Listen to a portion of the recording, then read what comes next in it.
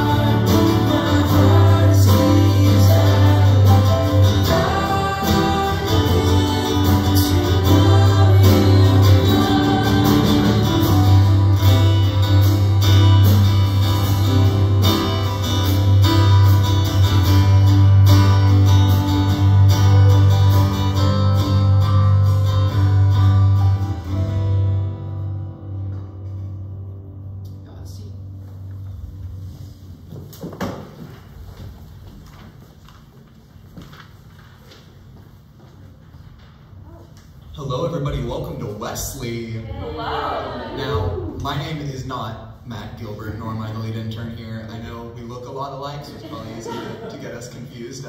My name is Anthony, for those of you who don't know, and I've got some announcements for you this week. First up, this is the last Tuesday that we will be meeting down here. Oh, fun, I know. Next week, we will be having our, if you look on the back of your little bulletin here, we will be having our murder mystery prom. So every year we have a prom dance. This one's going to be murder mystery themed, so wear your best attire and get ready to solve them, murder someone, or get murdered, or murder someone, or solve a murder mystery. And I do want to stress that we currently have our envelope fundraiser going on right now, where we're auctioning off envelopes, each worth an amount of dollars equal to their face value. You've heard the whole spiel, but if you have not, at the very least, sent a text to a rich aunt or uncle, get out your phone right now, say, "Hey Auntie Mildred, I know we haven't spoken since my baptism, but please give an envelope to the Wesley fundraiser full of money." So, we still got soul groups going on, and the DC mission trip, for those of you who don't know, is happening May 7th through the 11th. We would like to know if you would like to join us by next week, and don't hesitate to hop on that, because I think there might be only one spot left. So space is limited, so if you haven't thought about that, think about going. Are there any announcements from the floor? Yes, so the masquerade, or the murder mystery is masquerade themed. So we're gonna buy masks, but not like face masks, but like this mask. We're gonna buy those for you. If you want to bring your own, you can. It's also Carnival masquerade.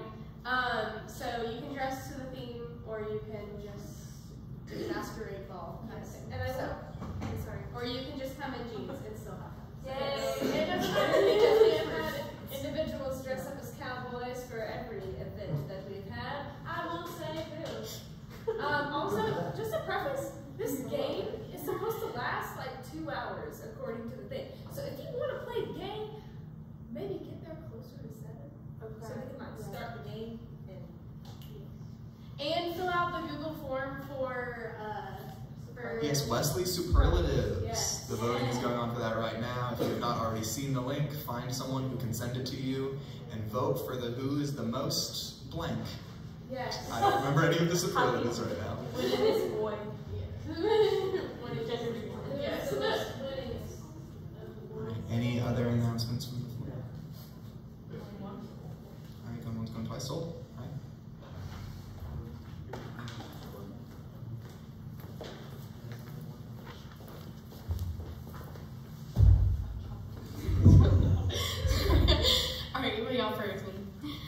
Lord, we just thank you for a great semester of gatherings and worship down in this room, in this space.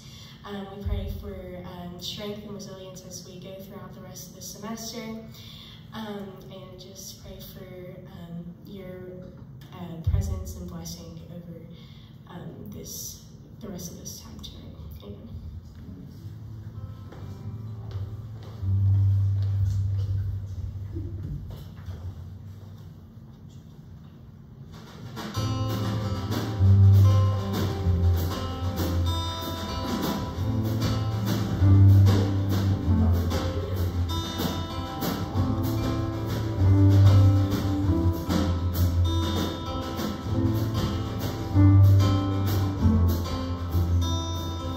This is my prayer in the desert, when all that's within me feels dry. This is my prayer in my hunger and need. My God is a God who provides. This is my prayer in the fire, in weakness and trial.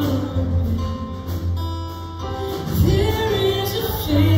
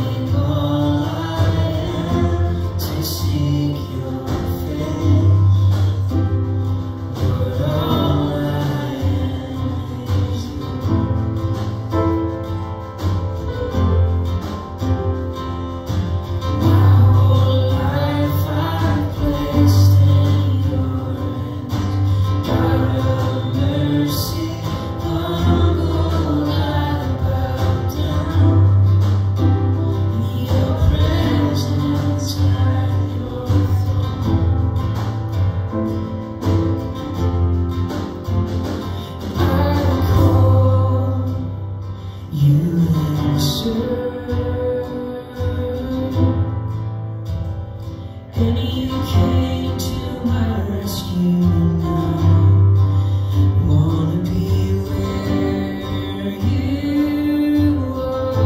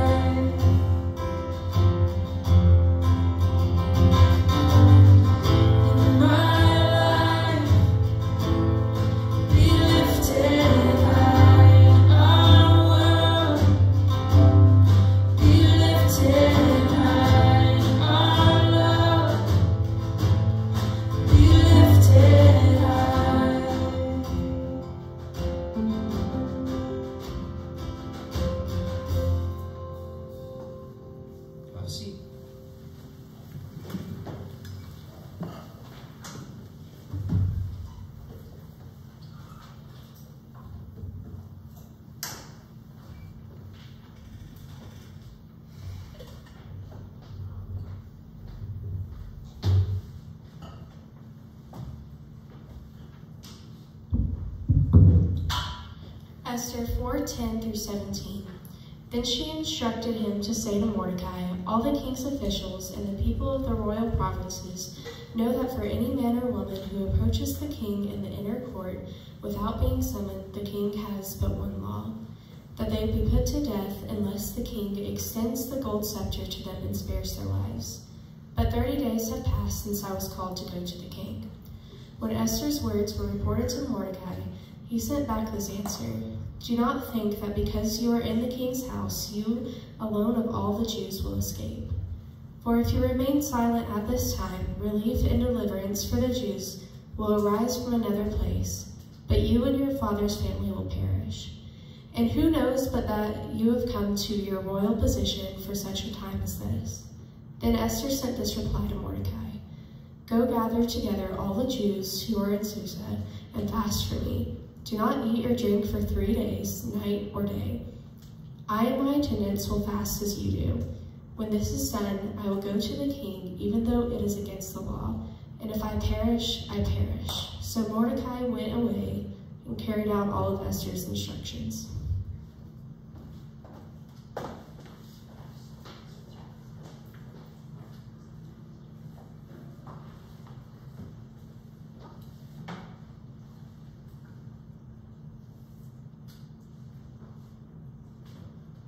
Good evening, everybody. I am Gary Ife. I am the associate pastor at First United Methodist Church, not too far down the road. I recognize a couple people here. Good to see you all. Good to be invited here tonight. I appreciate that. Can I start with a little prayer? Lord, may the words of my mouth and the meditations of all of our hearts be acceptable and pleasing to you, our rock and our Redeemer. Amen. So I want to talk to you about this story of Esther. It is an awesome little book. We don't pay a whole lot of attention to it sometimes, but I found that the more attention I paid to it, the more I've been able to learn from it and see great things in it. Anybody familiar with the story of Esther before tonight? Have you ever heard of Esther? A couple people? So, if you don't know, Esther was having to live in like Persia. She's a Jewish person, but they've been sent far off. First taken into Babylon, then got taken by someone else. So they're far, far away up from home. They've got this king, and he's kind of an idiot, but he also has all the power for everything. So he gets mad and gets rid of the queen and decides he's going to get a new queen and forces like all these young women to come and be a part of his harem. And then he chooses one to be the queen, and it ends up being Esther. And so she goes through all this hard stuff.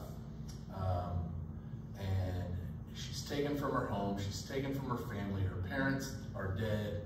She's got an uncle looking out for her. She winds up being sent to this harem to be kind of owned alongside thousands of other young women. And then she's plucked out of that by the king and winds up in the palace.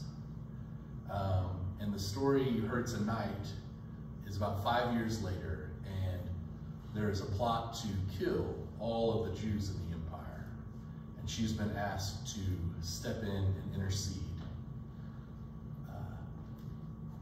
But she can't because of these rules. But she has this life in the palace that's been thrust upon her. And one of the things that I get from this story is that we all kind of have a palace. If you think about it the right way. Clearly we aren't all kings or queens and have rich estates. But we all have a place and a time and a story and a name and a history that led us here. And we have our experiences and our skills and our resources. We have all these things that make us who we are right here in this moment with your circle of friends and your family. And you, like Esther, may not have chosen very many of those things, but it's yours. And that's what you got. And we all have what we got. It's not just a palace we imagine, it's who we are. And so if we can think of it that way, we all have some sort of palace where we reside, of who we are, and we have some resources, we have some skills, we have some baggage from everything that's come along with it. And there's this line that's real famous from Esther, that perhaps you have come to your power, or come to your palace, or perhaps you've come to this place for such a time as this, right? If you know anything about Esther, this is probably the part of the story you've heard, that like, maybe there's a reason why you're here. And what I find interesting about this is there's 3 books that get written for the Bible in this time period. There's Ezra, Nehemiah, and Esther. And I was like in my 30s before I figured out those were all about the same time period. Because, you know, the Bible's huge, and who can keep track? But the story of Ezra is about a priest all the way back in Jerusalem, that some of the people have gone home. And so there's a priest there, and he's trying to figure out how to like gather the people back and worship God once again in their homeland. And then there's Nehemiah, who's basically an architect, and he's there trying to like salvage the city because it's been destroyed, and he's building like walls and trying to figure out if he can build the temple again, and he's doing that kind of work. And then there's Esther, who's like a queen, you know, 1,000 miles away. But all 3 of these scriptures are about people who are trying to follow God's call, trying to get involved with where they're at. And there's this, like, it's nice to know you don't have to be a queen to get involved. You could be a priest, but you don't have to be a priest or a pastor. You could just be an architect or a student or whoever you are. Everybody has this palace. Everybody has this role that they play. And one of the things we learn in Esther is that your palace can serve God's kingdom. Right? That you could be here for such a time as this. Only there's a catch. If you didn't hear it in the story, it's that your palace can only be a part of God's kingdom if you're willing to leave it behind. Because Esther, who has gone through all this crap in her life to wind up where she is, and now she's the queen of a nation she doesn't want to be a part of, but here she is, and she has power and she's taken care of. And if she's going to do this thing, she says, if I perish, I perish. It could cost her her life. It could cost her her role. The book of Esther begins with the first queen getting killed because she stood up to the king. And now Esther, in this place, has to risk it all. And that's the first thing, is we have to be willing to risk our palace to use it for God's kingdom. Because if the palace isn't a tool that you're using, then you're the tool that the palace is using, right? Wherever you're at, like if your situation isn't something that you're willing to share in the work of God's kingdom, if it's not a tool, if it's something instead that you have to guard and protect, then it's not something that works for you and your purposes. It's something you work for and you're serving it. And so if me being a pastor treats like maintaining my role as a pastor is the most important thing, then I'm not really serving God. I'm serving the role of pastor. And if I'm not willing to stand up and do things that might jeopardize what I'm going to do and where my next church is I'm going to serve, then I've got things backwards. And so what we see in Esther is someone who's willing to take all that she has, all the baggage, all the pain, all the benefits that she somehow wound up with, and surrender it and offer it up. You know, Jesus said, those who try to save their life will lose it, but those who lose their life for me will gain it. He said, what good is it to gain the whole world and lose your soul? So if the palace and its reputation and its prestige and whatever it is that you feel you've got to hold on to, if you can't set it down, if you're not willing to risk it, then it's something that is holding you back, or that can. And so Esther, we see her, she thinks about it, she's like, I can't do this. And then she says, I'll pray, I'll fast, and if I perish, I perish. And when you hear her say that, you are either inspired of like, she's pretty awesome. I'm going to be like, I want to do that. I want to be like her, right? Because it's a noble thing she does. Or you can feel maybe convicted or guilty because you're like me and you haven't been willing to say that very often. You've spent most of your time kind of protecting your palace and building it up and pretending that if you build it up, that's good enough and you don't have to risk it. And the truth is that even when you feel inspired by this story, the next time you step out and you're in a situation where you might have to risk something, you might have to risk a friendship or risk your reputation, all the emotion of remembering Esther's story probably won't matter as much as fear and inertia to just keep things the way they are.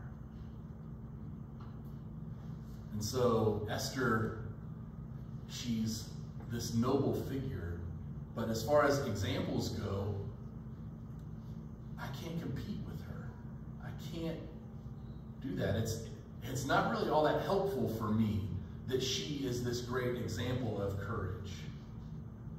But what is helpful is to realize she is not really an example of courage. She's instead a foretaste of someone who would come and risk everything and give up an even greater palace.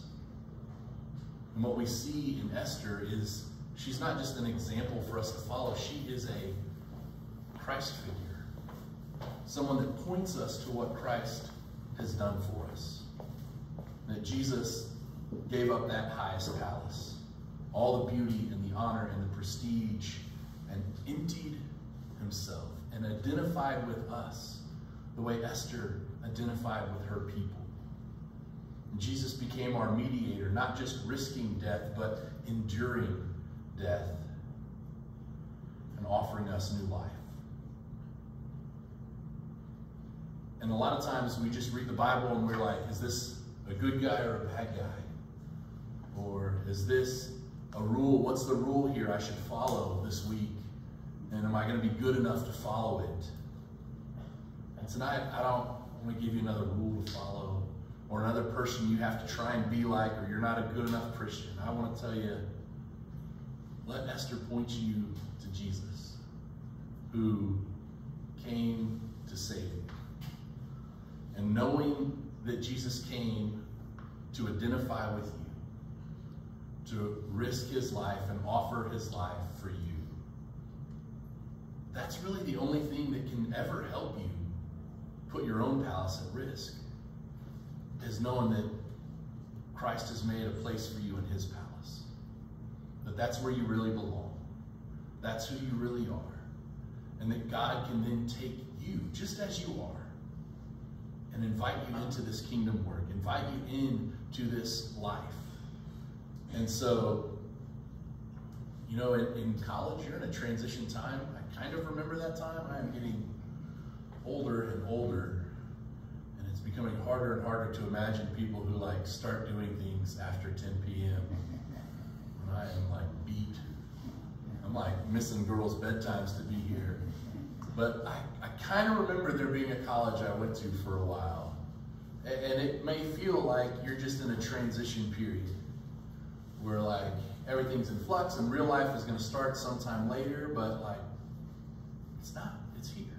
And you, right in this place, wherever you are, God has seen you and identified with you and given of God's self for you to bring you into his palace. And I hope that when you do make transitions, when you leave this place and head off into your career, head off into making a family, head wherever it is in life it's going to take you, and you find yourself in a new palace someday. I hope you will remember that the palace that God has made for you, that Christ made for us through the resurrection, that's where we belong. And everything else can point to that. Everything else can be used for that. And that's where our hope is, that we can be a part of the one who came and said, if I perish, but I will live again. Because that's where our hope is. That's where our life truly rests.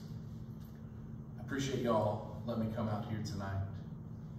Let's close with a little prayer right here. Lord God, there are many great examples of people of faith who have done amazing things. And then you send me up here, and I'm sorry, Lord. But I'm also grateful that you call a person like me to step into this life and to share such amazing news from such an average person. Lord, we are grateful that you are calling all of us, that we can answer your call, and that you hear us when we cry out. And when we need saving, you come to our rescue. And that you have done all of this for us because you love each one of us. And whatever palace we are in today, and whatever state we find ourselves, you are with us, and you love us, and there's nothing we will ever be able to do about it. So help us to rest in that. In the name of Jesus, we